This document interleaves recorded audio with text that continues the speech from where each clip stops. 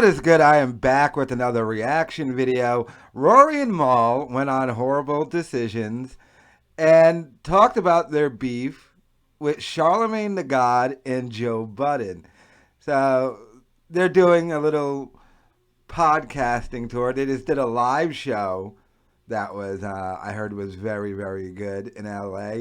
Signed a huge deal, and now they're opening up about the beefs they have. So I'm going to play this, react to it, then give you my thoughts on it. Let's check it out. Understand that, but that was my beef with Charlamagne. Got you. Like when he said what he said, it was like, come on, fam. Like, you know what this is. You know what we doing. Like, for you to say that is just... But even in that podcast interview that started recirculating with y'all with Charlamagne, and he made the joke that, like, you know, he needed y'all. Like, I mean, I watched that. I think, don't you think it's more just him poking the bear than it is real? Like, no, what he said when he was serious about that. It wasn't a joke. okay. Like when he said what he felt like we should be paid. First of all, I would never sit nowhere and tell anybody what I think a man should be paid.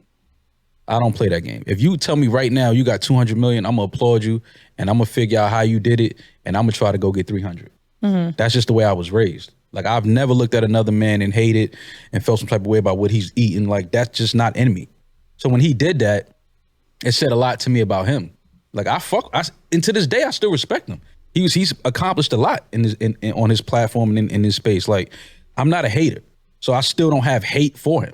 Is there any space in which you could share a room with him and talk that out? Absolutely. I would love to set that up just because. Yeah, I've said it. I've spoken to Van. I would. No, let's not look at each other now. Only because, like, even what he's been able to do for us and the fact that there is still respect there, I think that I'm not a hater, man. You know me. I don't look at no dude and hate, man. But it's just like, yo, him saying that, like, I'm from the streets and I know when niggas say certain things, I know it's more behind that. Right. So I don't know what you doing behind closed doors. You could be stopping shit because you have that power. Right. Because at that point, I was just, we was young pups in this. So if you say that publicly on a platform, I'm thinking behind closed, damn, you might be blocking shit behind it. Do you think that there's room for, like, growth in that? Like, I mean, I can't speak for Charlamagne, but I wonder too, like, I think anybody that may have thought at one point that your ex-partner was bigger or better is kind of eating their words a little bit now. I watched a clip of even Adam. We were just talking about Adam saying, like, there's no way their pod will do good. Remember? He's like, there's no way. Maybe in the beginning. Like, everybody thought that, man. Right. And first of all, we got to kill that narrative. When did Maul and I ever say we were bigger than him? Y'all never said that. People, but people naturally pit you against each other. Imagine if Mandy and I decided that Horrible Decisions was over and we both made a podcast, not with other people, just alone.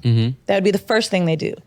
Oh, well, Weezy doesn't talk shit enough like Mandy. Oh, well, Mandy doesn't give a fuck enough. It's going to be boom, boom, boom, boom, boom. For sure, yeah. You know, it's just but we natural. never, see, the interesting thing is, Rory and you know, and again, we still haven't exposed a lot of the business dealings that were the reason why we went our separate ways. But we were so humble for so long. And it was like, you know, like, just in our business, like, we were humble. Like, the percentage that we agreed to take was us being humble. You know what I mean? So it's like, how much more humble can somebody get? And then you still turn around and still try to take advantage of somebody. It's like, I'm a man at the end of the day. You know what I'm saying? Like, I don't, fuck this business shit. I'm a man first. Like, so now you're trying to take advantage of me as a man. And that's where the problem, you know, it was rooted. It's like, you're not going to take advantage of me. I'm sorry. That's just not going to happen. Honestly, I think what we all got to watch happen was really great. I think people that maybe not even thought they'd be rooting for you at some point or thought that they loved you this much, it just suddenly came out. And I mean, I was super excited and at first, when you were like, serious, I was like, what? I mean, who even thought that, like, you could even attain something like that? And again, I think it's really dope that to be the first podcast to break out into Spotify, and now we watch all these podcasts get all this money, just to know that you'd reinvented in another space. I think what could really be a cool legacy for y'all is, one, you were the first podcast to do that, and now people know about Spotify, right?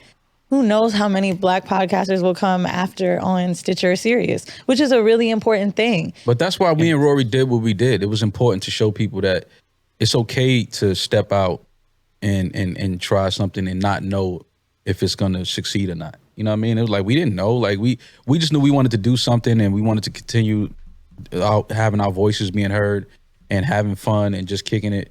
But you know, it's important to show people like integrity pays off. Being solid pays off. It does. Yep. You know what I mean? Like, and that was the important thing for us. Like, it's okay to go through shit and pivot and then show like, yo, I'm not gonna, you know, put my morals and integrity, you know, on the back burner. Like, I'm gonna stand on that and it's gonna pay off and it's gonna be rewarded, and that's what it is. Speaking of like a new phase, like your live show, how do you guys feel about doing it together? Are you excited? Is it gonna be weird? yeah, Does I'm it feel excited. like the same or different?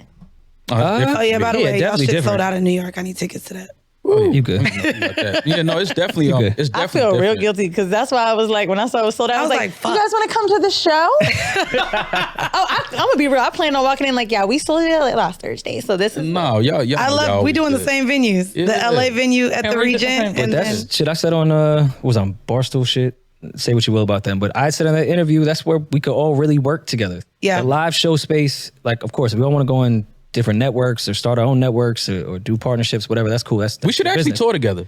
That's where my head is with at with so much stuff. I'm Like, We with should it. actually tour together. we're Like, if you- definitely having sex and we go on tour together. Oh my God! Can you And on that, Okay, so that was them going through the beef. I find it interesting that they said they still have more stuff financially that they didn't talk about with Joe Budden. I know about the $400,000 thing. How Joe basically just fired them. And it was an accounting problem. And that was a problem. And Joe Budden went through that. And I'm sure Joe has his side that he detailed, basically saying that, you know, when they would do a live show, they were talking about live shows there, but when they would go on a live show, and Rory and Mal would say, well, how come we're not making the same amount of money for this show? And Joe would be saying, like, we didn't sell it out, or it's more expenses that were put into it. But the Charlamagne beef thing, that'll probably be patched up because Charlamagne the God, it's hard for him to get into beefs because he has, you can just always hit that one thing with Charlamagne, the accusations against him, and then he immediately has to shut up and try and get lawyers involved, like what happened with Kwame Brown. So they'll probably patch that up with Charlamagne the God, but Mal can really hold on to a beef, and like Rory would probably get over the beef with Joe Budden way before Mal would, but I don't know. Go check out the whole thing. It's on their YouTube. Horrible Decisions. It's for free. And let me know your thoughts in the comments.